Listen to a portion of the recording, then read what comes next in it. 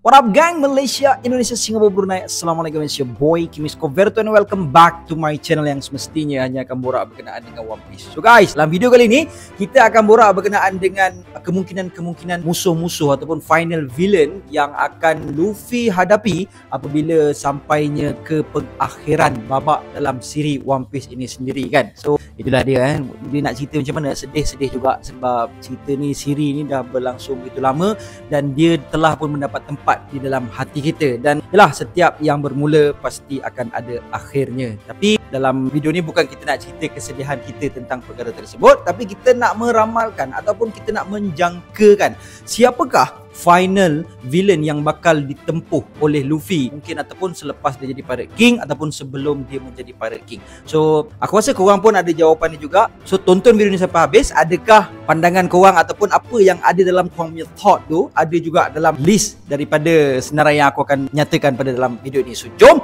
tengok video ni sampai habis. Let's proceed with the content. Alright, villain yang pertama yang aku nak masukkan, of course lah kita kena letakkan Im Sama. Sebab apa? Im Sama ni adalah antara karakter yang sering juga diperkatakan dalam community One Piece bakal menjadi Luffy punya final villain ataupun musuh terakhir yang akan ditempuh oleh Luffy. Dan ada beberapa alasan yang kita boleh letakkan dekat sini lah juga Antaranya kita boleh tengok berkemungkinan yang Im Sama ni memiliki ataupun makan Devil Fruit pada kekuatan yang paling tinggi sekali. Sebelum ni kita boleh tengok yang Blackbeard dia telah pun ada Devil Fruit Yami Yami Nomi, lepas tu dia ada Gura Gura Nomi, dan sebelum ni kita nampak dia macam nak merampas si Devil Fruit Melo Melo Nomi tu kan. Tapi tak tahulah macam mana, adakah Blackbeard ni akan ada 3 Devil Fruit pada dirinya. Tapi aku ada juga terbaca teori yang mengatakan bahawa berkemungkinan Im Sama ni dia telah memakan satu Devil Fruit yang di dalamnya, walaupun satu Devil Fruit tapi di dalamnya ada kekuatan Logia, ada kekuatan Paramisia, ada juga kekuatan Zoan dekat situ. So dia tak tahu macam mana sebab belum lagi didedahkan kekuatan ataupun kemampuan Devil Fruit milik Im Sama ni. Tapi kita dah boleh tengok masa King Cobra dan juga Sabo, tapi basically King Cobra je lah, dia menghadap si 5 Gorosei dan ada Nerona Imu dekat situ kan. Lepas tu Sabo datang menyelamat. Tapi kita nampak kat situ bila Sabo dia melepaskan kekuatan merah-merah Nomi dia tu kan, kita nampak Im Sama dia telah makan api daripada Sabo tersebut. So kita tak tahu adakah Im Sama ni memakan Devil Fruit jenis Zoan, sebab seperti mana teori yang berlega tu dikatakan bahawa berkemungkinan ada 3 power daripada family ni, Paramisia, Logia, Zoan ni dalam satu Devil Fruit Im Sama. Sebab basically kita tahu yang Logia ni dia ada kemampuan untuk transform juga. Kita boleh tengok Zoan pun ada power untuk transform juga, dan Paramisia ni pun adalah juga ability dia untuk transform sedikit sebanyak kan. Macam kita tengok Katakuri, macam kita tengok si Kepon Gang Beji kan, bukan nak kata dia transform 100% badan dia, tapi dia boleh modify badan dia sedikit sebanyak kan. Jadi kita tak tahu macam mana Devil Fruit yang dimiliki oleh Im Sama ni. Tapi itulah, ada juga spekulasi yang mengatakan Im Sama tu dia tak makan Devil Fruit, tapi Im Sama tu adalah the devil herself ataupun himself. So Im Sama ni cantik juga untuk kita katakan sebagai one of ataupun kita katakan sebagai final villain untuk Luffy. Khususnya kita boleh tengok sebelum ni apabila Dragon dan juga Sabo bersama-sama dengan Emporio Ivankov, diorang berborak lah kan pasal macam mana Sabo boleh selamat daripada Lulusia Kingdom, lepas tu apa perancangan diorang pada masa akan datang. Lepas tu Emporio Ivankov juga ada bagi tahu progres terkini, apakah pencapaian yang berjaya diorang dapat untuk Revolutionary Army ni, telah dapat pencapaian diorang kan. Antaranya diorang berjaya untuk sekat makanan sampai ke Marijoa. Lepas tu diorang berjaya untuk dapatkan perhatian ataupun sokongan daripada 8 negara kecuali Lulusia dan telah hancur dan sebagainya lah. Dan dekat sana Emporio Ivankov juga ada mengatakan berkenaan dengan Im Sama ni, yang mana dia pernah dengar antara 20 kerajaan membentuk world government pada ketika itu, antaranya ada juga satu family yang datang daripada House of Nerona. Bermaksud Emporio Ivankov sendiri dia menteorikan mungkin Im Sama tu sendiri telah hidup 800 tahun dulu lagi. So kita boleh tengok dekat sini guys, banyak karakter-karakter dalam dunia One Piece ni kan, yang dia punya seiring berjalannya usia dia tu, begitu jugalah ke peningkatan daripada haki dia. So kita boleh katakan yang mungkin Im Sama ni memiliki haki yang kuat. Kalau begitulah cerita dia, jadi ini adalah satu musuh yang hebat, yang bukan calang-calang, yang Luffy nak tak nak perlu tingkatkan kekuatan haki dia juga untuk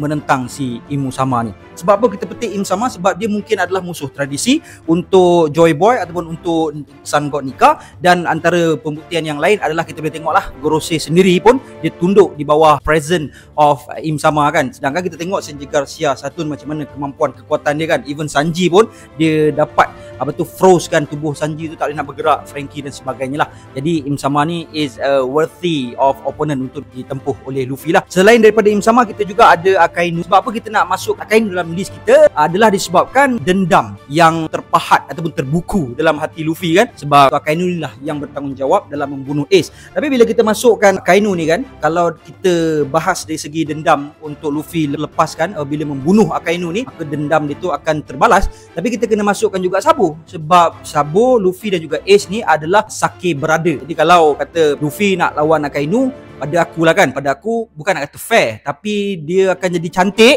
kalau bersama-sama untuk tumpaskan Akainu tu ada Sabo dengan Luffy untuk bila dia orang nak kalahkan si Akainu ni. Antara lain sebab apa kita masukkan Akainu dalam list juga, sebab dia adalah Fleet Admiral. Yes, kita tahu masa Marineford kita boleh nampak yang si Sengoku dia as Fleet Admiral, dia tak lawan pun dengan Whitebeard secara direct, tapi dia di bahagian belakang untuk mengaturkan strategi ataupun dia melihat dia ada eagle eye view untuk tengok macam mana pasukan Fodder dah masuk, lepas tu pasukan Captain dah masuk, pasukan Vice Admiral dah masuk, Admiral dah masuk, kalau perlu dia pun juga akan masuk. Kita boleh tengok bila munculnya Blackbeard, dia pun telah menentang sendiri, turun padang untuk lawan dengan si Blackbeard. Dan ketika Luffy nak berjaya selamatkan Ace, dia pun sendiri transform into Daibatsu dan menyerang si Luffy tu kan. Tapi kita tak boleh nak kata tidak juga kalau kata Akainu ni sebagai Fleet Admiral untuk turun tangan ataupun turun pedang untuk menentang Luffy. Sebab apa?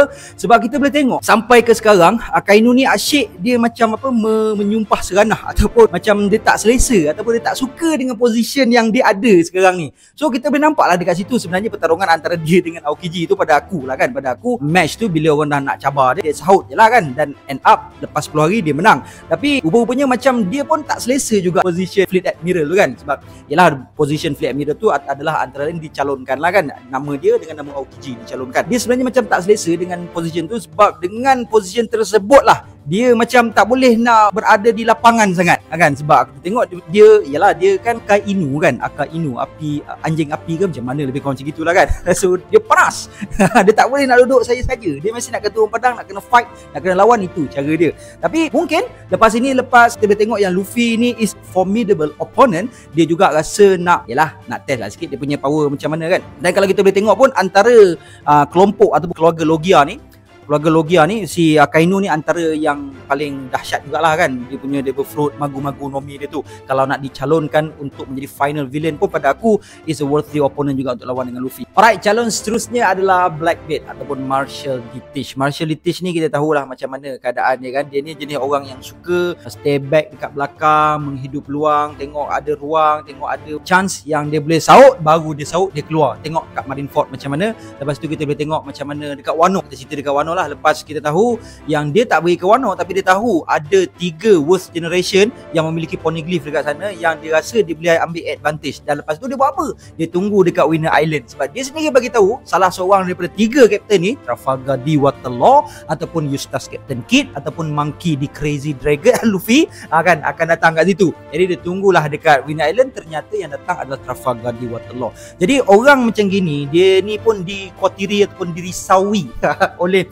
Shanks sendiri, dan dia bagi tahu Shanks beritahu dia dapat parut dekat mata dia ni bukanlah sebab dia leka ataupun alpha, tapi memang sebab tak tahulah, mungkin Blackbeard ni orang yang kuat sebab kita tak tengok lagi fight dia yang sebenar macam mana kan. Tapi kita boleh nampak lah masa dia fight dengan Ace, dia lebih kurang macam nak kata dia kena tapau lah dari segi kekuatan tinju dia tu, kita boleh cakap macam itulah kan, ataupun kekuatan strength dia tu macam tak ada sangat masa dia lawan dengan Ace tu. Tapi dia memang rely on 100% dia punya Yami Yami Nomi dia tu, dan sebabkan Yami Yami Nomi dia tu lah Ace dikalahkan. Lepas tu kita boleh tengok masa dekat Winter Island juga, kita boleh tengok yang Trafalgar Law juga kalah disebabkan perkara yang sama juga. Sebab satu dia dah ada Gura-Gura Nomi, lepas tu dia dah ada Yami Yami Nomi, dan kita boleh tengok semua kru yang dibawa masa dekat Winter Island itu juga ada power of Devil Fruit. Jadi kita boleh katakan yang Blackbeard ini antara musuh yang chances dia tinggi untuk bertarung dengan Luffy. Antara lain disebabkan itulah dia ni kan penyebab Ace ni yang ditangkap dekat Marineford kan. Dan aku juga ada baca beberapa teori daripada komuniti One Piece yang mengatakan berkemungkinan Blackbeard inilah yang akan mencetusnya peperangan terakhir ini. Walaupun kita tahu dekat Egghead Island ini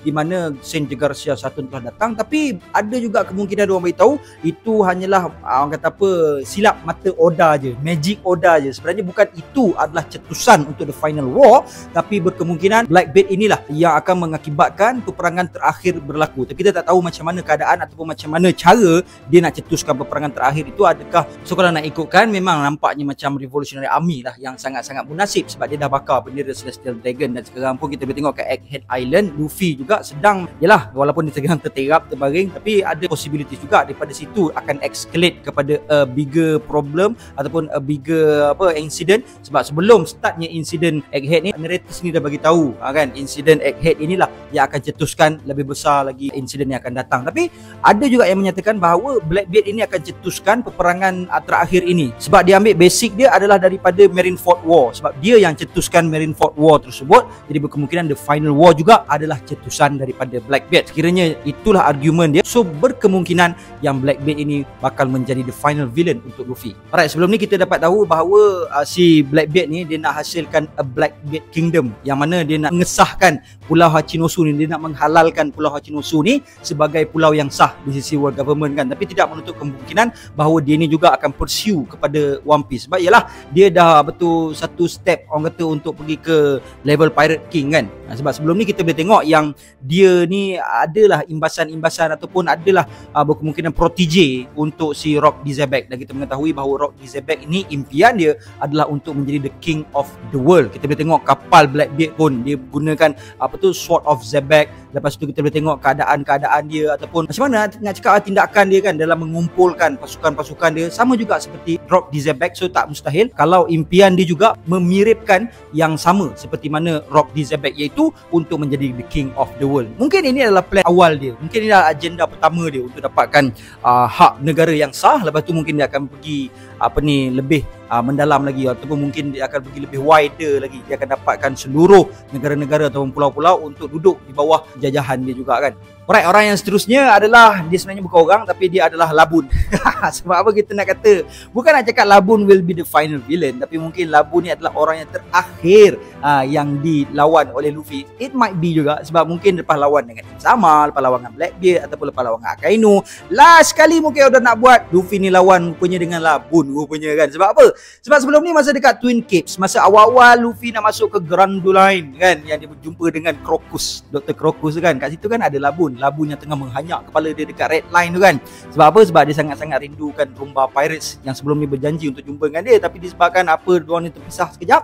Lepas tu last sekali Rumba Pirates pun dah tak ke mana dah pergi hala dia, tinggal si tu je, nama dia Brook tu je kan, yang diorang semua kena disease dan diorang semua mati kan. Tapi Labun tak tahu lah benda tu, yang sebab tu lah dia duduk sondol Red Line tu kan. Last kali Luffy dia ajak lawan dengan Labun kan. Lepas tu dia bagi tahu dengan Labun, kau tengok aku kuat kan. Kalau gitu aku kata pertarungan ni adalah seri.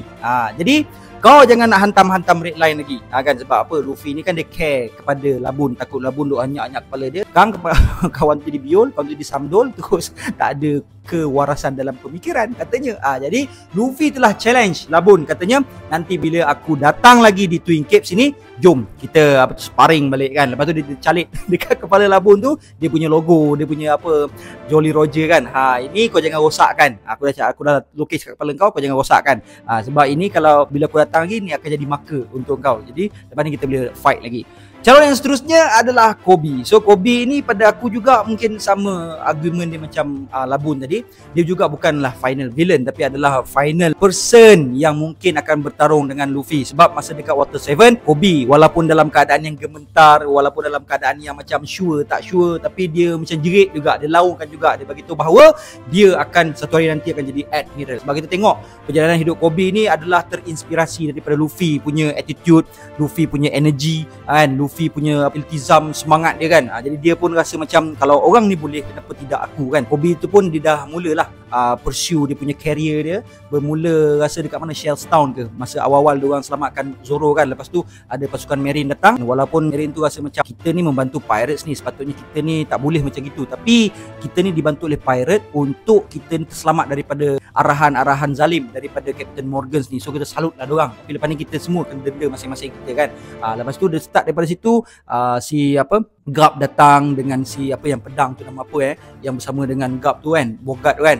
Datang rekrut lah si Helmeppo dengan juga Kobe ni. Lepas tu sampailah satu tahap diorang jumpa balik dekat Water 7 tu kan. Masa itu jam lah Kobe bagi tahu yang dia satu masa nanti akan jadi Admiral. Dan Luffy telah sahut duel yang telah dikatakan oleh Kobe itu. So berkemungkinan juga, who knows, Kobe akan menjadi the final person yang Luffy akan fight ataupun Luffy akan lawan setelah at the end of everything, lepas habis peperangan, lepas habis segala-galanya, mungkin betul Kobe akan datang, dia akan ucapkan, okay Luffy, tahniah sebab awak berjaya untuk hapuskan rejim kezaliman world government. Terima kasih kerana bring this entire world at peace. Tapi sebelum tu, ingat lagi tak janji awak dekat Water 7? Jom kita have a duel mungkin macam itulah kan. Alright, calon yang seterusnya tidak lain dan tidak bukan adalah Garland Shanks. Sebab apa kita nak kata Shanks?